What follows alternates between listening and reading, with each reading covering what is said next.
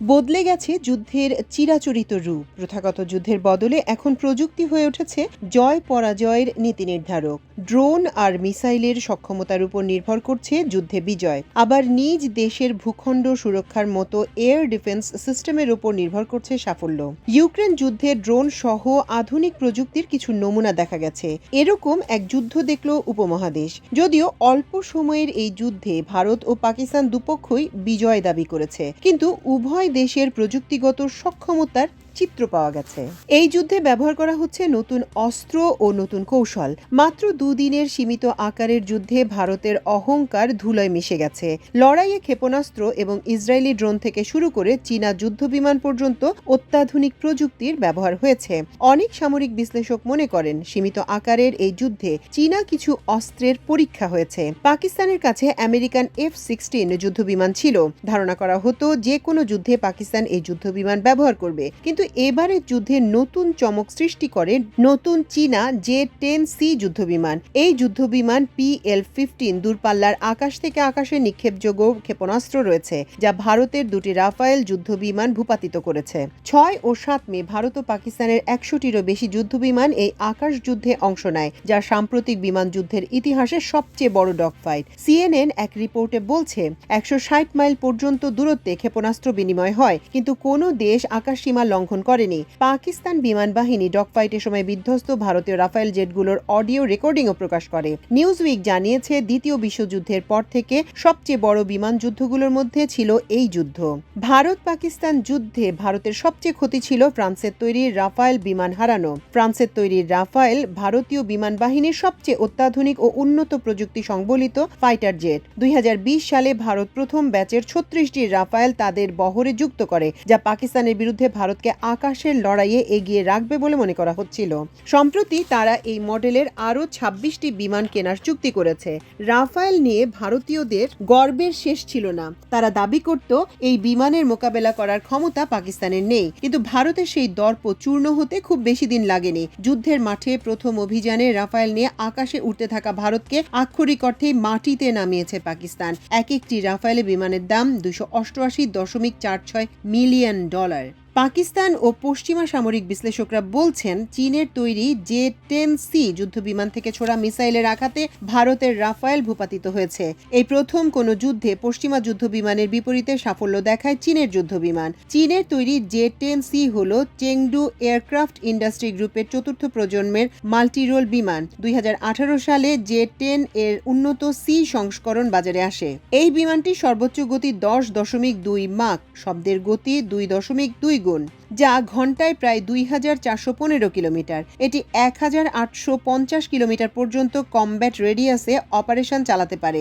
এই বিমান 23 মিমি অটোমেটিক কামান, PL-15E এবং PL-10 ক্ষেপণাস্ত্র, KD-88 এয়ার টু সারফেস ক্ষেপণাস্ত্র এবং GPS ও লেজার নিয়ন্ত্রিত বোমা বহন করতে পারে। এটির সবচেয়ে উল্লেখযোগ্য দিক হল উন্নত অ্যাক্টিভ ইলেকট্রনিক্যালি স্ক্যান্ড এরে, রাডার, নিজস্ব জ্যামিং প্রতিরোধী যোগাযোগ ব্যবস্থা এবং হেভি পে লোড বহনের ক্ষমতা। চীন এবং পাকিস্তান বর্তমানে এই যুদ্ধবিমান ব্যবহার করছে।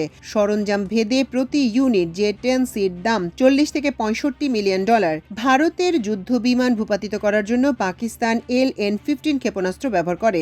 সরাসরি যুদ্ধে দূরপাল্লার এই ক্ষেপণাস্ত্রের এটি প্রথম ব্যবহার। এই ক্ষেপণাস্ত্রের রেঞ্জ 200 কিলোমিটার। পাকিস্তানের F-10 যুদ্ধবিমানে অ্যাক্টিভ ইলেকট্রনিক্যালি স্ক্যান্ড অ্যারে নামের অত্যাধুনিক রাডার ব্যবস্থাও রয়েছে, যা এই যুদ্ধবিমানকে নিখুঁত ও কার্যকরভাবে ক্ষেপণাস্ত্র ব্যবহার করতে সহায়তা করে। চায়না স্পেস নিউজের বিশ্লেষণে বলা হয়, পাকিস্তান যুদ্ধক্ষেত্রে ABC নামে নতুন যে কৌশল ব্যবহার করেছে, তাতে যুদ্ধ কৌশলের নতুন দিক উন্মোচন হয়েছে। কৌশল অনুযায়ী A লক্ষ্য ঠিক করে B হামলা চালায় এবং C গাইড করে। পাকিস্তানের ডেটা চালিত বিকেন্দ্রীকৃত প্রতিরক্ষা কৌশল ভারতের পুরনো ও খণ্ডিত প্রোটোকলকে কার্যত ছিন্নভিন্ন করে দিয়েছে। যদিও প্রতিবেদনে চীনা অস্ত্রের নাম সরাসরি উল্লেখ করা হয়নি, তবে বিশ্লেষকদের দাবি HQ-9 P air defence system, ZDK-03, AWACS এবং PL-15E মিসাইল সজ্জিত Z-10CE যুদ্ধবিমান চীনের তৈরি, যা পাকিস্তানের বর্তমান শক্তির মূল স্তম্ভ। পাকিস্তান ও চীনের এই যৌথ প্রতিরক্ষা অংশীদারত্ব ভবিষ্যতের রণকৌশলের মডেল হিসেবে দেখা হচ্ছে। ভারতের দুর্বল ইন্টার অপারেবিলিটি ও মন্থর প্রতিক্রিয়ার বিপরীতে পাকিস্তানের স্মার্ট যুদ্ধনীতি এখন এক কঠিন সতর্কবার্তা। পাকিস্তান ও ভারতের পাল্টাপাল্টি হামলার ক্ষেত্রে ব্যাপকভাবে ড্রোন ব্যবহার করা হয়েছে। ড্রোন নিষ্ক্রিয় করার ক্ষেত্রেও অসামান্য সাফল্য দেখিয়েছে পাকিস্তান। ভারত এ পর্যন্ত যে ড্রোন ব্যবহার করেছে সেগুলো বেশিরভাগই ইসরায়েল অ্যারোস্পেস ইন্ডাস্ট্রিজের তৈরি হার্প ড্রোন। এগুলো আত্মঘাতী ও কামিকাজি শ্রেণীর যুদ্ধ সরঞ্জাম। নিক্ষেপের পর টার্গেটে আঘাত এনে বিস্ফোরিত হওয়ার আগ পর্যন্ত এগুলো ভাসতে থাকে। হার্প ড্রোনগুলো ভয়াবহ কারণ এগুলোর মধ্যে মিসাইল আর ড্রোন দুটি বৈশিষ্ট্যই সংযুক্ত আছে। এগুলো আকারে ছোট, মাত্র 2 মিটারের মতো লম্বা। এগুলো চিহ্নিত করাও কঠিন। ড্রোনগুলো 200 কিলোমিটার পর্যন্ত উঠতে পারে এবং টানা 6 ঘন্টা আকাশে থাকতে পারে। লক্ষ্যবস্তু খুঁজে না পেলে আবার ঘাঁটিতে ফিরে যেতে পারে। কিন্তু এই ড্রোনগুলোকে একের পর এক ভূপাতিত করেছে পাকিস্তান। ভারত ইসরায়েলি ড্রোনের অন্যতম প্রধান ক্রেতা। 2009 থেকে 2019 সালের মধ্যে ভারত অন্তত 25টি হার্প ড্রোন কিনেছে। প্রতি ধাপে 10টি করে ড্রোন দেওয়া হয়েছে, যেগুলোর মূল্য $100 মিলিয়ন। নজরদারি ও পর্যবেক্ষণের জন্য ভারত স্কাউটিং ড্রোনও ব্যবহার করে। এগুলোতে হার্প ড্রোনের মতো মিসাইল সক্ষমতা আছে। এছাড়া যুক্তরাষ্ট্র থেকে কেনা কয়েকটি ব্যয়বহুল ড্রোন আছে ভারতের কাছে।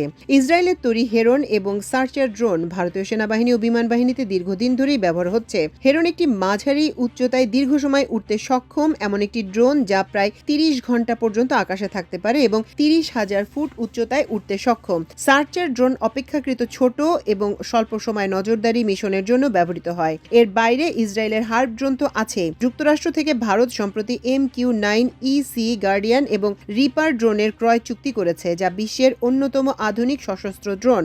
MQ-9E ড্রোন 48 ঘন্টা পর্যন্ত আকাশে থাকতে পারে এবং 50,000 ফুট উচ্চতায় উঠতে সক্ষম। এটি অত্যাধুনিক সেন্সর, লেজার গাইডেড মিসাইল এবং স্মার্ট বোমা বহনে সক্ষম। তবে ভারত নিজস্ব প্রযুক্তিতে ড্রোন নির্মাণে এখনও তেমন সক্ষমতা দেখাতে পারেনি। পাকিস্তানের বিশ্লেষকরা মনে করেন, যদি ভারত ও পাকিস্তানের মধ্যে পূর্ণাঙ্গ যুদ্ধ হয় তাহলে ড্রোনের ভূমিকা হবে অত্যন্ত গুরুত্বপূর্ণ।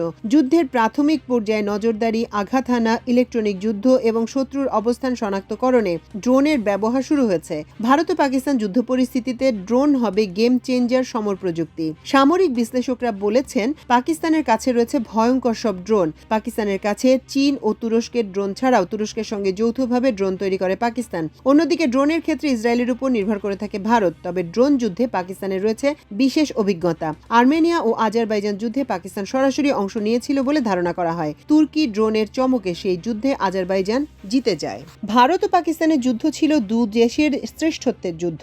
যুদ্ধ শুরু করেছিল ভারত। অপারেশনের নাম দেওয়া হয়েছিল সিন্দুর। হিন্দু বিবাহিত রমণীরা মাথায় যে সিঁদুর পরেন সেটি ছিল এই যুদ্ধের নাম। এর সাথে হিন্দু মিথ ও ধর্মীয় উপাদান আছে। অন্যদিকে পাকিস্তানের অপারেশনের নাম দেওয়া হয়েছিল বুনিয়ানুন মারসুস। এটি ছিল পবিত্র কোরআনের একটি আয়াতের নাম। সূরা আসসাফের আয়াতে বলা হয়েছে, আল্লাহ তাদের ভালোবাসেন যারা আল্লাহর পথে যুদ্ধ করে সারিবদ্ধভাবে সীসা ঢালা প্রাচীরের মতো। পাকিস্তানের এই অপারেশনের নাম ছিল সীসা ঢালা প্রাচীর। পাকিস্তানের এই অপারেশন ভারতের যুদ্ধবাজ নীতি নির্ধারকদের সিদ্ধান্ত পরিবর্তন করতে বাধ্য করে। CNN এর সাংবাদিক নিক রবার্টসন জানিয়েছেন, পাকিস্তানের আক্রমণের ভয়াবহতায় ভারত হতবাক হয়ে পড়ে ও আমেরিকাকে যুদ্ধবিরতির জন্য মধ্যস্থতা করার অনুরোধ করে। হামলার শুরুতেই পাকিস্তানের মিসাইল আঘাত করে পাঞ্জাবের ব্রাহ্মোস মিসাইল গুদামে। এছাড়া সাইবার হামলা চালানো হয়েছে ভারতের পাওয়ার গ্রিড ও বিদ্যুৎ ব্যবস্থাপনায়। ধ্বংস করা হয়েছে পাঠানকোট ও উধমপুরের দুটি বিমান ঘাঁটি। পাকিস্তানের পক্ষ থেকে দাবি করা হয় ভারতের S-400 মিসাইল ব্যবস্থা ধ্বংস করা হয়েছে। যদি এটি হয়ে থাকে তা হবে ভারতের জন্য আরেকটি বড় আঘাত।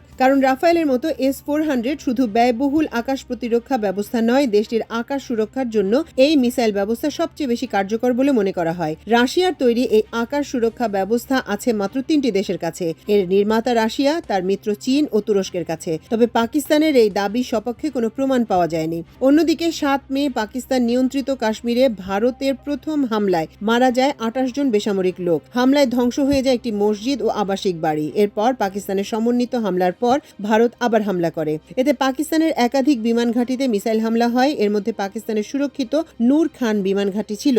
পাকিস্তান পরে স্বীকার করে বিমান ঘাঁটিগুলোয় ভারতের হামলায় বিমান বাহিনীর বেশ কয়েকজন কর্মকর্তা নিহত হন। পাকিস্তান 10 মে জানায় তারা ভারতের সামরিক লক্ষ্যবস্তুতে ফাতেহ-1 ক্ষেপণাস্ত্র নিক্ষেপ করে। এই প্রথমবারের মতো উভয় পক্ষই ভূমি থেকে ভূমিতে নিক্ষেপ নির্ভরযোগ্য ক্ষেপণাস্ত্র ব্যবহারের দাবি করেছে। এই ক্ষেপণাস্ত্রের আরেকটি ভার্সন আছে যেটি পারমাণবিক ওয়ারহেড বহনে সক্ষম, ফলে পাকিস্তান সীমিত আকারে পারমাণবিক যুদ্ধের প্রস্তুতি ছিল।